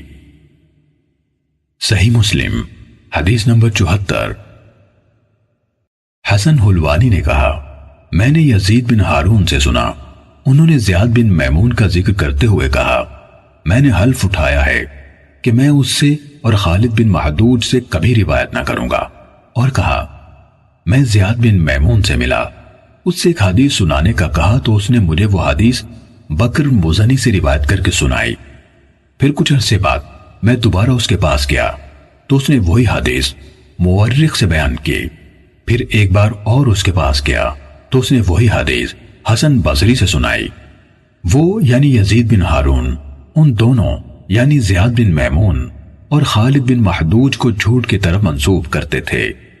حلوانی نے کہا میں نے عبد الصمد سے حدیث سنی اور ان کے سامنے زیاد بن میمون کا ذکر کیا تو انہوں نے اس کی نسبت جھوٹ کی طرف کی۔ صحیح مسلم حدیث نمبر 75۔ محمود بن غیلان نے کہا میں نے ابو داود طیالسی سے کہا آپ نے عباد بن منصور سے بہت زیادہ روایتیں لی ہیں، پھر کیا ہوا کہ آپ نے اتارہ والی روایت جو نضر بن شمیل نے ہمارے سامنے بیان کی ان سے نہیں سنی؟ انہوں نے مجھ سے کہا خاموش رہو۔ میں اور عبد الرحمن بن مہدی زیاد بن میمون سے ملے اور اس سے پوچھتے ہوئے کہا یہ احادیث جو تم حضرت انس رضی اللہ عنہ سے روایت کرتے ہو کیا ہیں؟ تو وہ کہنے لگا تم دونوں دیکھو کہ ایک آدمی گناہ کرتا ہے پھر توبہ کر لیتا ہے تو کیا اللہ اس کی توبہ قبول نہیں کرتا؟ کہا ہم نے کہا ہاں۔ اس نے کہا میں نے ان حدیث میں سے انس رضی اللہ عنہ سے کچھ نہیں سنا، نہ کم نہ زیادہ۔ اگر لوگ نہیں جانتے تو کیا تم دونوں بھی نہیں جانتے کہ میں انس رضی اللہ عنہ سے نہیں ملا؟ ابو داود نے کہا پھر ہمیں یہ خبر پہنچی کہ وہ وہی روایتیں بیان کرتا ہے، تو میں اور عبد الرحمن اس کے پاس آئے تو وہ کہنے لگا میں توبہ کرتا ہوں۔ پھر اس کے بعد بھی وہ وہی حدیثیں بیان کرتا تھا، تو ہم نے اسے اس کے حال پر چھوڑ دیا۔ صحیح مسلم حدیث نمبر 76۔ حسن حلوانی نے بیان کیا، کہا میں نے شبابہ سے سنا، کہا عبد القدوس ہمارے سامنے حدیث بیان کرتا تھا اور کہتا تھا۔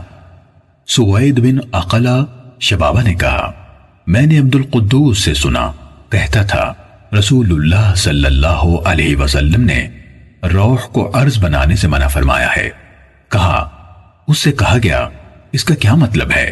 تو اس نے کہا مطلب یہ ہے کہ دیوار میں سوراخ رکھا جائے تاکہ اس میں ہوا داخل ہو۔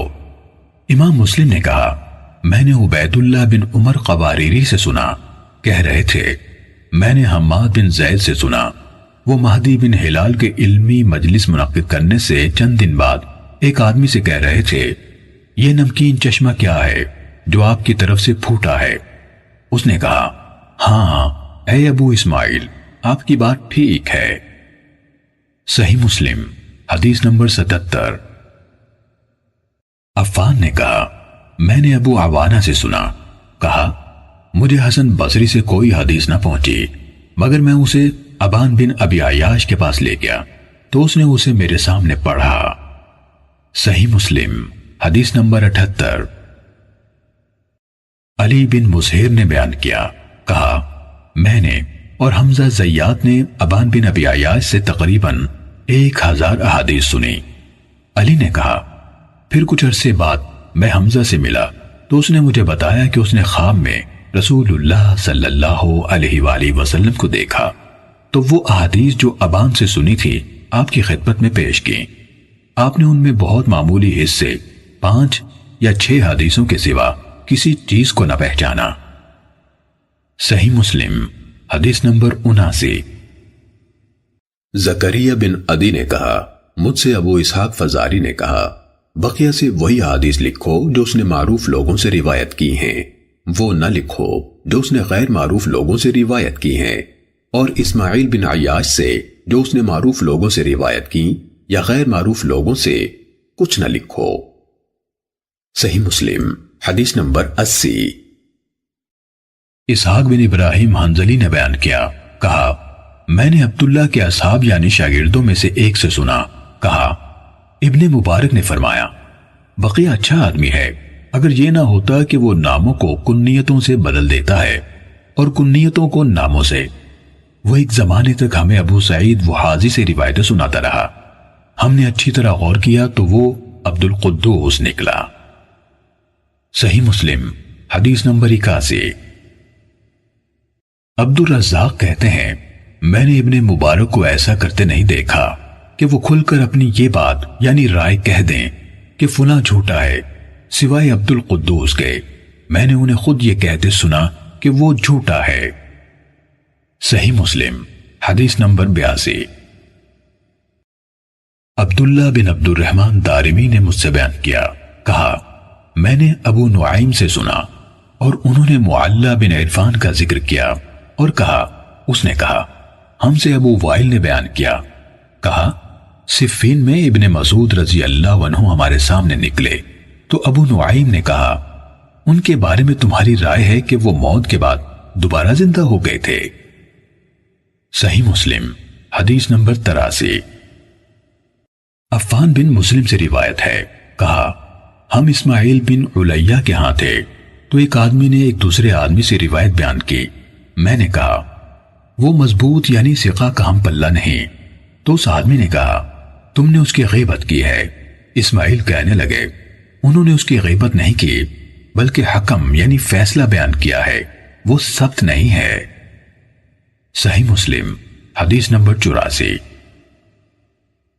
بشر بن عمر نے ہم سے بیان کیا، کہا میں نے امام مالک بن انس سے محمد بن عبد الرحمن کے بارے میں پوچھا جو سعید بن مسیب سے حدیث روایت کرتا ہے، تو انہوں نے کہا وہ ثقہ نہیں۔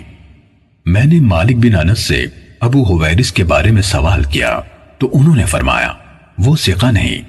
پھر میں نے ان سے اس شعبہ کے بارے میں سوال کیا جس سے ابن ابی ذئب روایت کرتے ہیں، تو فرمایا وہ ثقہ نہیں۔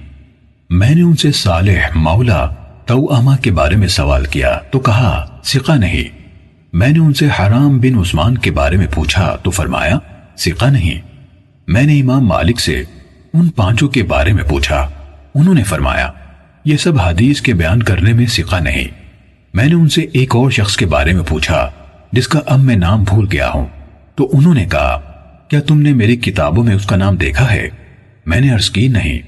فرمایا اگر ثقہ ہوتا تو تم اس کا ذکر میری کتابوں میں دیکھتے۔ صحیح مسلم حدیث نمبر 85۔ ہم سے حجاج نے بیان کیا، کہا ہم سے ابن ابی ذئب نے شرحبیل بن سعد کے حوالے سے حدیث بیان کی اور وہ متہم تھا۔ صحیح مسلم حدیث نمبر 86۔ ابو اسحاق طالقانی کہتے ہیں میں نے عبداللہ بن مبارک سے سنا، کہہ رہے تھے ایک وقت تھا اگر مجھے اختیار دیا جاتا کہ جنت میں داخل ہوں یا عبداللہ بن محرر سے ملوں تو میں اس کا انتخاب کرتا کہ پہلے میں اس سے مل لوں پھر جنت میں جاؤں گا۔ پھر جب میں نے اسے دیکھ لیا تو اس کے مقابلے میں ایک مینگنی بھی مجھے زیادہ محبوب تھی۔ صحیح مسلم حدیث نمبر 87۔ ولید بن صالح نے بیان کیا، کہا عبید اللہ بن عمرو نے کہا زید یعنی ابن ابی انیسہ نے کہا میرے بھائی یحییٰ بن انیسہ سے روایت نہ لو۔ صحیح مسلم حدیث نمبر 88۔ عبداللہ بن جعفر رقی نے عبید اللہ بن عمرو کے حوالے سے بیان کیا، کہا یحییٰ بن ابی انیسہ جھوٹا تھا۔ صحیح مسلم حدیث نمبر 89۔ حماد بن زید سے روایت ہے، کہا ایوب سختیانی کے سامنے فرقت کا ذکر کیا گیا تو انہوں نے کہا فرقت حدیث کی مہارت رکھنے والا نہیں۔ صحیح مسلم حدیث نمبر 90۔ مجھ سے عبد الرحمن بن بشر عبدی نے بیان کیا، کہا میں نے یحییٰ بن سعید قطان سے سنا جب ان کے سامنے محمد بن عبداللہ بن عبید بن عمیر لیثی کا ذکر کیا گیا تو انہوں نے اسے انتہائی ضعیف قرار دیا۔ امام یحییٰ سے کہا گیا کیا یہ یعقوب بن عطا سے بھی زیادہ ضعیف ہے؟ کہا ہاں۔ پھر کہا میں نہیں سمجھتا کہ کوئی ایک انسان بھی محمد بن عبداللہ بن عبید بن عمیر سے روایت کر سکتا ہے۔ صحیح مسلم حدیث نمبر 91۔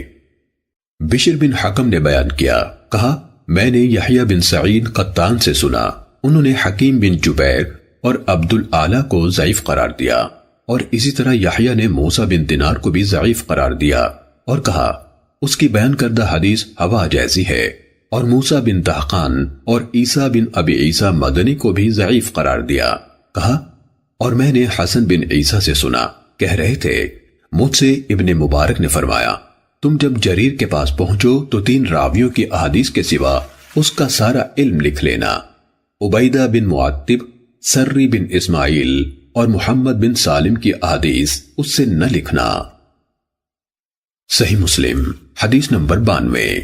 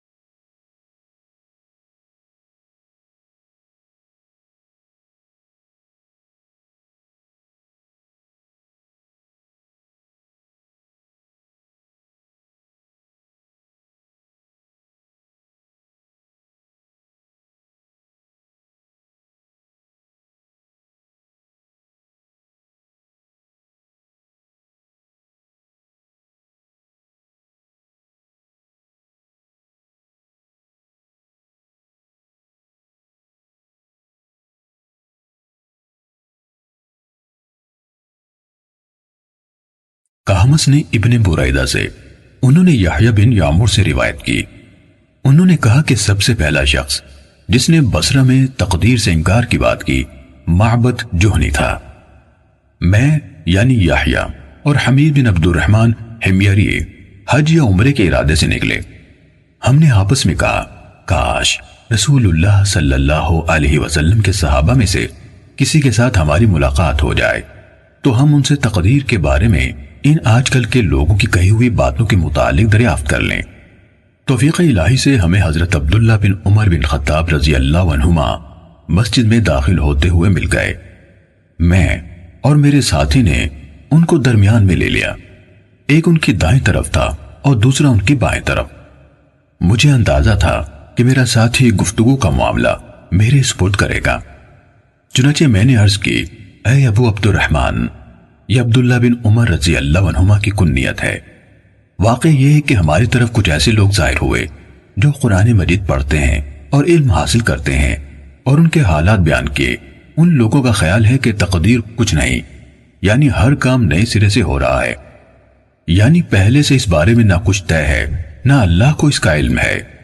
इब्ने उमर रजी अल्लाह अन्हुमा ने फरमाया, जब तुम्हारी उन लोगों से मुलाकात हो तो उन्हें बता देना कि मैं उनसे बरी हूं और वो मुझसे बरी हैं। उस जात की कसम जिसके नाम के साथ अब्दुल्ला बिन उमर हल्फ उठाता है, अगर उनमें से किसी के पास उहद पहाड़ के बराबर सोना हो और वो उसे खर्च भी कर दे तो अल्लाह ताला उसकी तरफ से उसको कबूल नहीं फरमाएगा यहां तक कि वो तकदीर पर ईमान ले आए। फिर कहा, मुझे मेरे वालिद उमर इब्ने खत्ताब रजी अल्लाह अन्हु ने बताया, एक दिन हम रसूलुल्लाह सल्लल्लाहु अलैहि वसल्लम की खिदमत में हाजिर थे कि अचानक एक शख्स हमारे सामने नमूदार हुआ। उसके कपड़े इंतहाई सफेद और बाल इंतहाई ज़्यादा थे। उस पर सफर का कोई असर दिखाई देता था, न हम में से कोई उसे पहचानता था, हत्ता कि वो आकर नबी अकरम सल्लल्लाहु अलैहि वसल्लम के पास बैठ गया और अपने घुटने आपके घुटनों से मिला दिए और अपने हाथ आप सल्लल्लाहु अलैहि वसल्लम की रानों पर रख दिए और कहा, ऐ मुहम्मद सल्लल्लाहु अलैहि वसल्लम, मुझे इस्लाम के बारे में बताइए। रसूलुल्लाह सल्लल्लाहु अलैहि वसल्लम ने फरमाया, इस्लाम यह है कि तुम इस बात की गवाही दो कि अल्लाह ताला के सिवा कोई इबादत के लायक नहीं और मुहम्मद सल्लल्लाहु अलैहि वसल्लम उसके रसूल हैं। नमाज का एहतिमाम करो, ज़कात अदा करो, रमजान के रोजे रखो, और अगर अल्लाह के घर तक रास्ता तय करने की इस्तिताअत हो तो उसका हज करो। उसने कहा, आपने सच फरमाया। हजरत उमर रजी अल्लाह अन्हु ने कहा, हमें उस पर ताज्जुब हुआ कि आपसे पूछता है और खुद ही आपकी तस्दीक करता है। उसने कहा, मुझे ईमान के बारे में बताइए। आपने फरमाया, ये कि तुम अल्लाह ताला, उसके फरिश्तों, उसकी किताबों, उसके रसूलों और आखिरी दिन यानी यौम क़यामत पर ईमान रखो और अच्छी और बुरी तकदीर पर भी ईमान लाओ। उसने कहा, आपने दुरुस्त फरमाया। फिर उसने कहा, मुझे एहसान के बारे में बताइए। आपने फरमाया, यह कि तुम अल्लाह ताला की इबादत इस तरह करो गोया तुम उसे देख रहे हो, और अगर तुम उसे नहीं देख रहे तो वो तुम्हें देख रहा है। उसने कहा, तो मुझे क़यामत के बारे में बताइए। आपने फरमाया, जिससे उस क़यामत के बारे में सवाल किया जा रहा है वो पूछने वाले से ज्यादा नहीं जानता। उसने कहा, तो मुझे उसकी अलामात बता दीजिए। आपने फरमाया, अलामात ये है कि लौंडी अपनी मालिका को जन्म दे, और ये कि तुम नंगे पांव, नंगे बदन, मोहताज, बकरियां चराने वालों को देखो कि वो ऊंची से ऊंची इमारतें बनाने में एक दूसरे के साथ मुकाबला कर रहे हैं। हजरत उमर रजी अल्लाह अन्हु ने कहा, फिर वो साइल चला गया। मैं कुछ देर उसी आलम में रहा। फिर आप सल्लल्लाहु अलैहि वसल्लम ने मुझसे कहा, ऐ उमर, तुम्हें मालूम है कि पूछने वाला कौन था? मैंने अर्ज की, अल्लाह और उसका रसूल ज्यादा आगाह है। आप सल्लल्लाहु अलैहि वसल्लम ने फरमाया, वो जिब्राइल थे, तुम्हारे पास आए थे, तुम्हें तुम्हारा दीन सिखा रहे थे। सही मुस्लिम حدیث نمبر 93۔ کہمس کے بجائے مطر وراق نے عبداللہ بن بریدہ سے، انہوں نے یحییٰ بن یعمر سے نقل کیا کہ جب معبد جہنی نے تقدیر کے بارے میں وہ سب کہا جو کہا تو ہم نے اسے سخت ناپسند کیا۔ یحییٰ نے کہا میں اور حمید بن عبد الرحمن حمیری نے حج کیا۔ اس کے بعد انہوں نے کہمس کے واسطے سے بیان کردہ حدیث کے مطابق حدیث بیان کی، البتہ الفاظ میں کچھ کمی بیشی ہے۔ صحیح مسلم حدیث نمبر 94۔ عبداللہ بن بریدہ کے ایک تیسرے شاگرد عثمان بن غیاث نے یحییٰ بن یعمر اور حمید بن عبد الرحمن دونوں سے روایت کی۔ دونوں نے کہا ہم عبداللہ بن عمر رضی اللہ عنہما سے ملے اور ہم سے تقدیر کی بات کی، اور وہ لوگ یعنی منکرین تقدیر جو کچھ کہتے ہیں اس کا ذکر کیا۔ اس کے بعد عثمان بن غیاث نے سابقہ راویوں کے مطابق حضرت عمر رضی اللہ عنہ سے مرفوعاً روایت کی۔ اس روایت میں کچھ الفاظ زیادہ ہیں اور کچھ انہوں نے کم کیے ہیں۔ صحیح مسلم حدیث نمبر 95۔ معتمر کے والد سلیمان بن ترخان نے یحییٰ بن یعمر سے، انہوں نے عبداللہ بن عمر رضی اللہ عنہما سے، انہوں نے حضرت عمر رضی اللہ عنہ سے، اور انہوں نے نبی صلی اللہ علیہ وآلہ وسلم سے اسی طرح روایت کی جس طرح مذکورہ اساتذہ نے روایت کی۔ صحیح مسلم حدیث نمبر 96۔ اسماعیل بن ابراہیم یعنی ابن الیہ نے ابو حیان سے، انہوں نے ابو زرعہ بن عمر بن جریر سے، اور انہوں نے حضرت ابو ہریرہ رضی اللہ عنہ سے روایت کی، کہا رسول اللہ صلی اللہ علیہ وسلم ایک دن لوگوں کے سامنے تشریف فرما تھے۔ ایک آدمی آپ صلی اللہ علیہ وسلم کے پاس آیا اور پوچھا، اے اللہ کے رسول، ایمان کیا ہے؟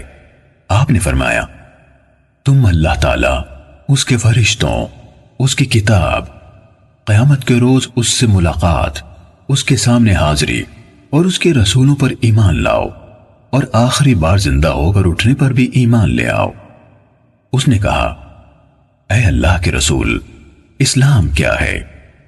آپ نے فرمایا، اسلام یہ ہے کہ اللہ تعالیٰ کی عبادت کرو، اس کے ساتھ کسی چیز کو شریک نہ ٹھہراؤ، لکھی یعنی فرض کی گئی نمازوں کی پابندی کرو، فرض کی گئی زکوٰۃ ادا کرو، اور رمضان کے روزے رکھو۔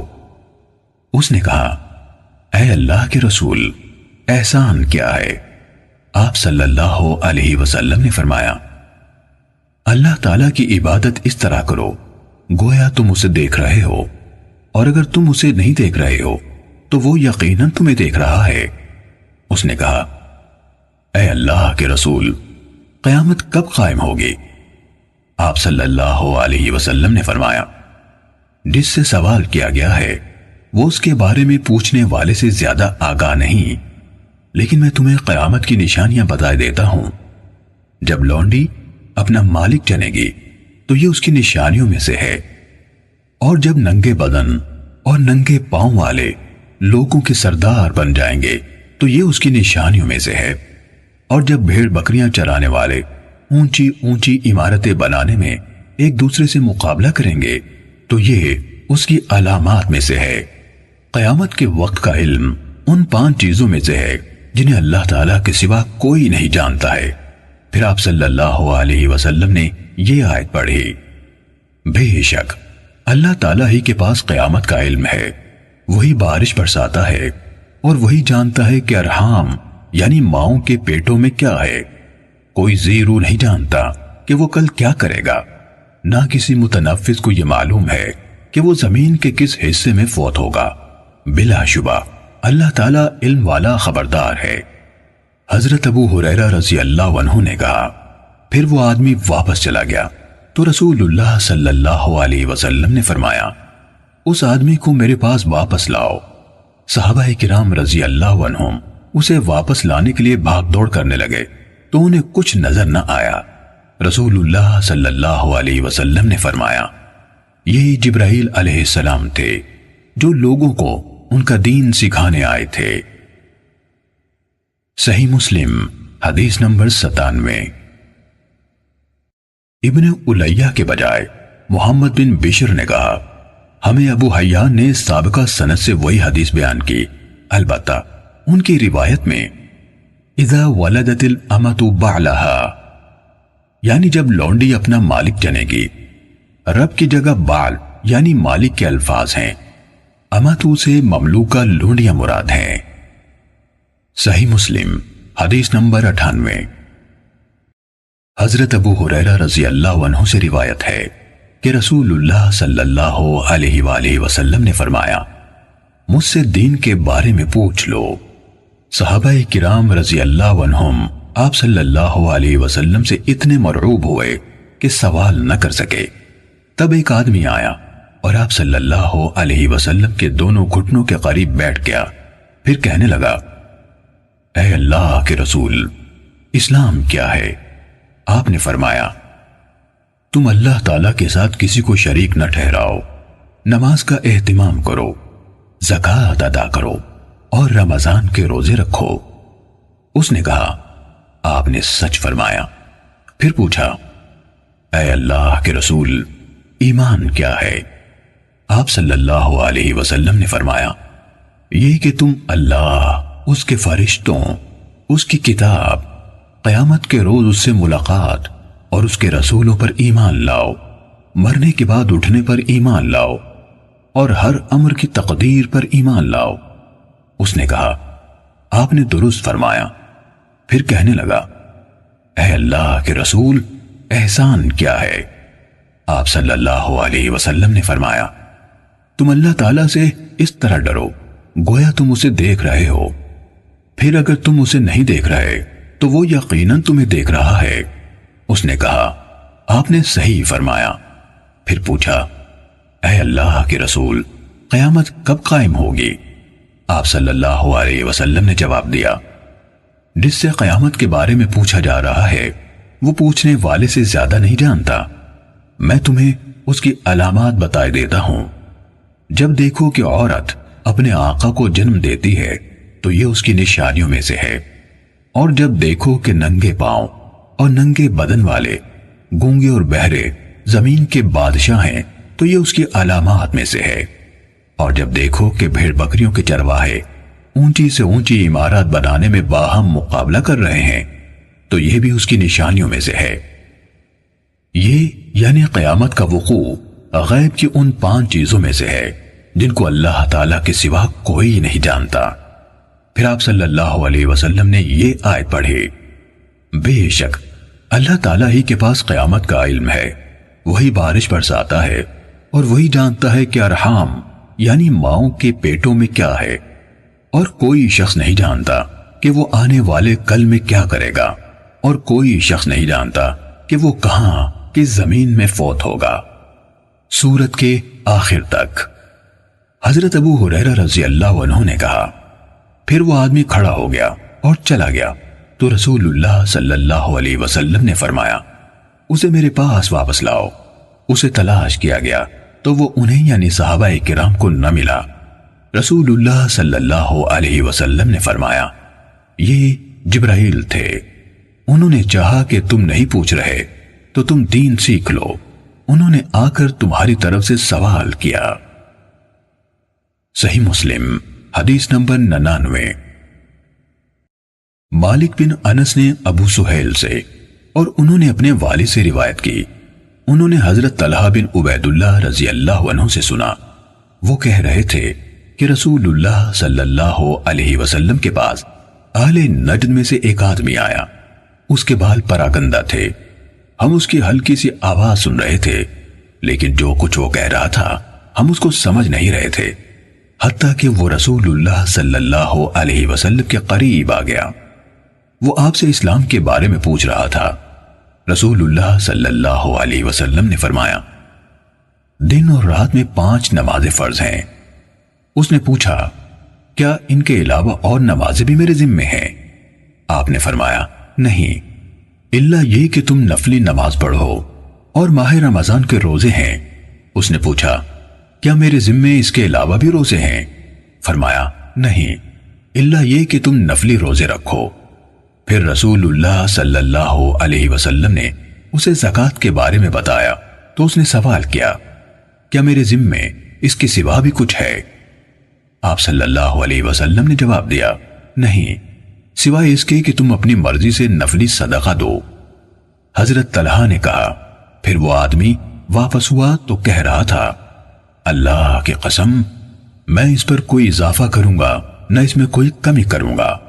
اس پر رسول اللہ صلی اللہ علیہ وسلم نے فرمایا، یہ فلاح پا گیا اگر اس نے سچ کر دکھایا۔ صحیح مسلم حدیث نمبر 100۔